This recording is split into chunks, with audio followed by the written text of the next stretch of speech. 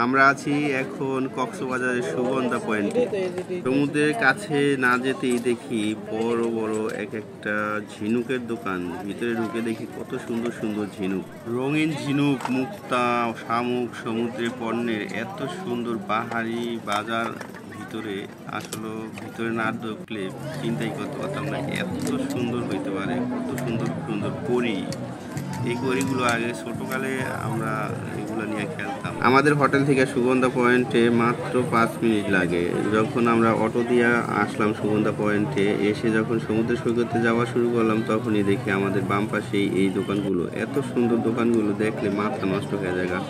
কত সুন্দর সুন্দর ঝিনুক সাজায় রাখছে, এগুলো দিয়ে শোপিস তৈরি করা হয়। আবার এই যে দেখেন সাদা সাদা এক সাইজের ঝিনুক দিয়ে এই মালাগুলো তৈরি করা হয়েছে। এই মালা মূলত দরজায় লাগায়, ধনী শ্রেণী যারা তাদের দরজা এগুলো লাগায়। অবশ্যই এগুলো অনেক দাম কম, এখানে অনেক দাম কম।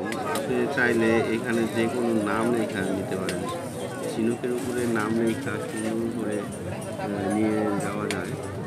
আমরা আলাপ করলাম। এই যে এখানে দেখা যায় কক্সবাজার ভ্রমণ 2023-24 এরকম 25 যা লেখেন লেখা আপনি নিয়ে যেতেন।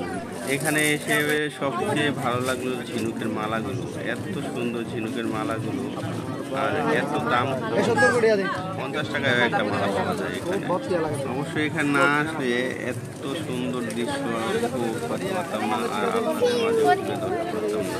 আর এই ঝিনুকের দোকানের পাশেই অনেক পাহাড়ি রঙের আচারের দোকান, অনেক আচার। এইখানে বার্মিজ আচার খুবই সুস্বাদু। আমি একটা টেস্ট করছি আগেই। কক্সবাজার আসলে আমরা অবশ্যই আচার নিয়ে যাই। আরও আগে কয়েকবার আসছিলাম, তখন আচার, শুটকি, তারপর ঝিনুকের মালা, অনেক কিছুই নিয়েছিলাম। এবারও চিন্তা করতেছি যে অনেক আচার নিয়ে দেখি কী কী পছন্দ হয়। আমাদের আচার নেওয়া শেষ হইতেছে, অনেক প্রকারের আচারই। আচারের দোকানের পাশেই এখন আমরা কাপড়ের দোকানে যাব। কাপড়ের দোকানে ঢুকতেই দেখি অনেক নানান রকমের সাইড ব্যাগগুলো মূলত এখানে সাঁওতাল গারো এই ব্যাগগুলো কত করে আছে, তারা বানায় তৈরি করে এখানে পাঠায় দেয়।